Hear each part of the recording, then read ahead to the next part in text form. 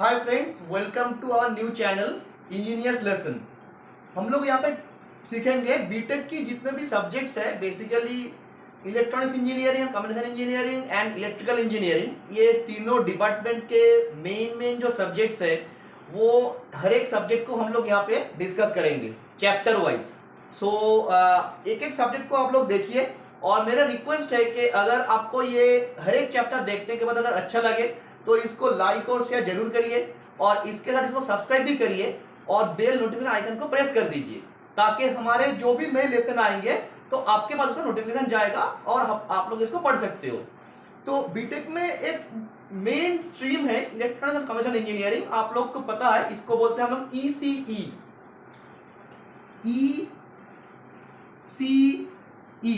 Electronics and communication engineering.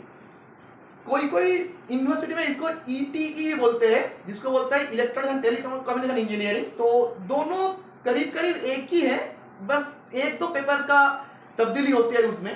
तो मैं जो सब्जेक्ट आपको सिखाऊंगा उसमें आपका ईसीई का मोस्ट ऑफ द पेपर्स रहेगा, उसके साथ ईई के कुछ पेपर्स रहेंगे, EE stands for electrical engineering and कुछ पेपर्स आपका रहेंगे ट्रिपल ई स्ट्रीम के। ट्रिपल ई स्ट्रीम जो होती है इलेक्ट्रिकल एंड इलेक्ट्रॉनिक्स इंजीनियरिंग, इसमें इलेक्ट्रिकल का कुछ पेपर होता है एंड इलेक्ट्रिकल का कुछ पेपर होता है, दोनों मिला के डिपार्टमेंट का टोटल फॉर्मेशन होती है। और एक होती है आपके E and I electronics and instrumentation engineering. तो ये चारों स्ट्रीम के मिक्सर में जो पेपर है वो हम लोग यहाँ पे one by one chapter wise करीब करीब डिटेल में हम लोग डिस्कस करेंगे। तो आपका कुछ भी डाउट्स हो आप मुझको कमेंट्स में दे सकते हो, तो मैं कोशिश करूंगा उसको क्लियर करने के लिए। तो बात को और आगे ना बढ़ा के मैं सीधा मेन टॉपिक पे आता हूं। जो मेरी आज की जो है, आज इतना क्लास नहीं करेंगे, बस ओनली इंट्रोडक्शन है।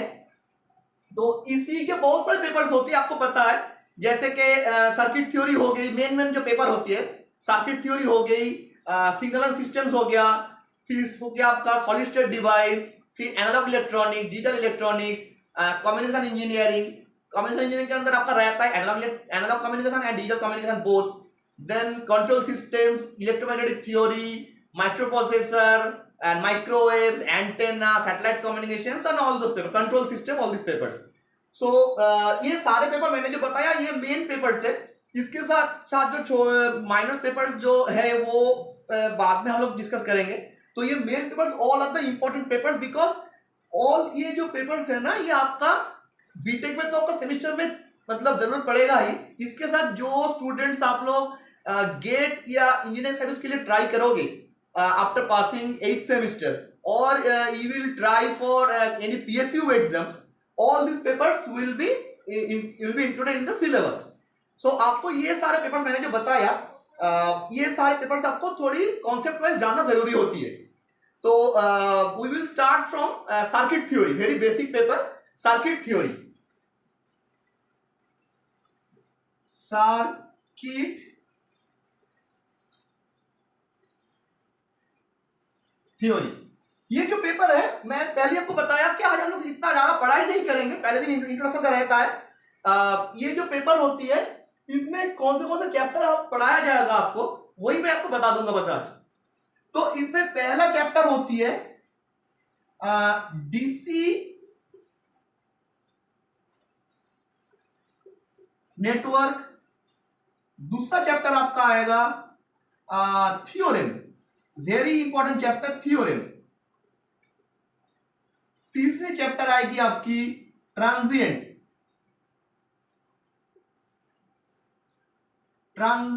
Analysis.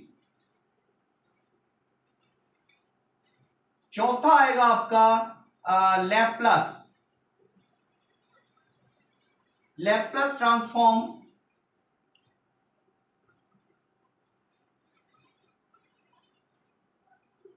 Fifth one would be AC fundamentals,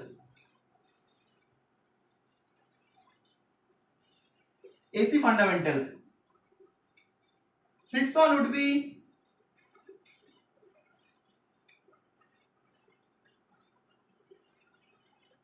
3 phase system. Next,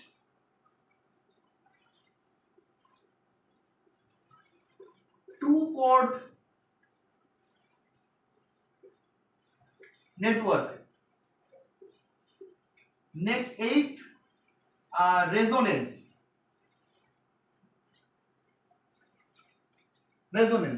तो ये 8 जो चैप्टर है आपके, यही मेन चैप्टर आपका रहेगा सर्किट थ्योरी के अंदर। इसमें हर एक चैप्टर को हम लोग फिर पार्ट 1 पार्ट 2 में इसको डिवाइड करेंगे, ताकि एक दिन में आपके ऊपर ज्यादा स्ट्रेस्ड आउट ना हो जाओ आप लोग।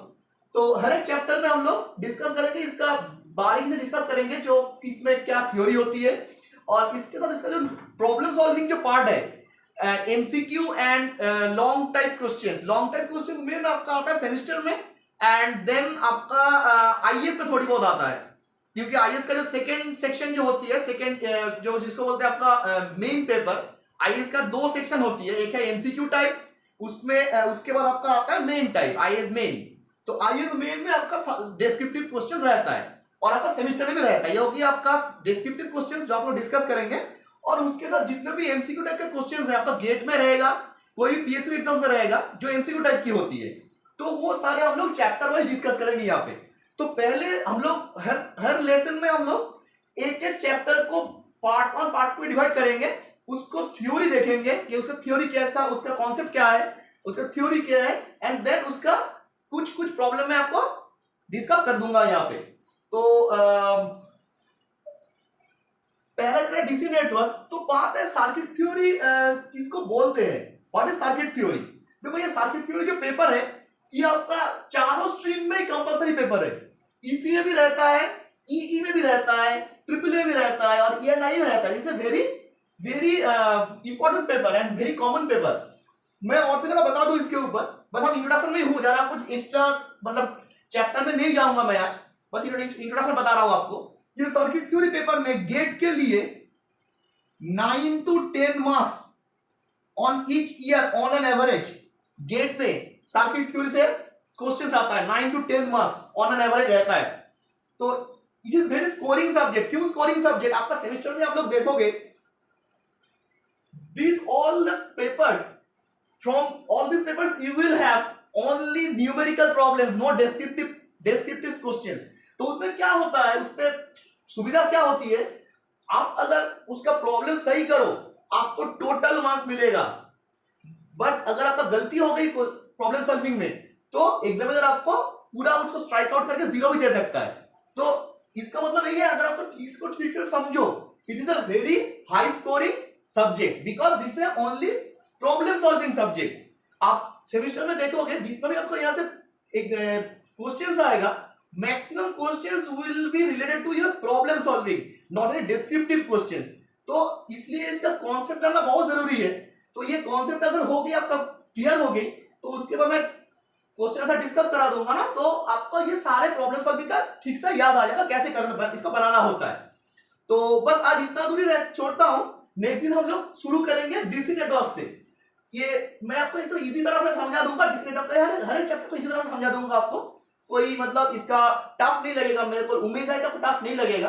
अगर किसी को कुछ भी क्वेश्चन मैं रिपीटेडली बोल रहा हूं तो आप लोग मेरे को कमेंट सेक्शन में जरूर बताना, तो मैं उसको कोशिश करूंगा उसका आंसर कराने के लिए। Okay, thank you.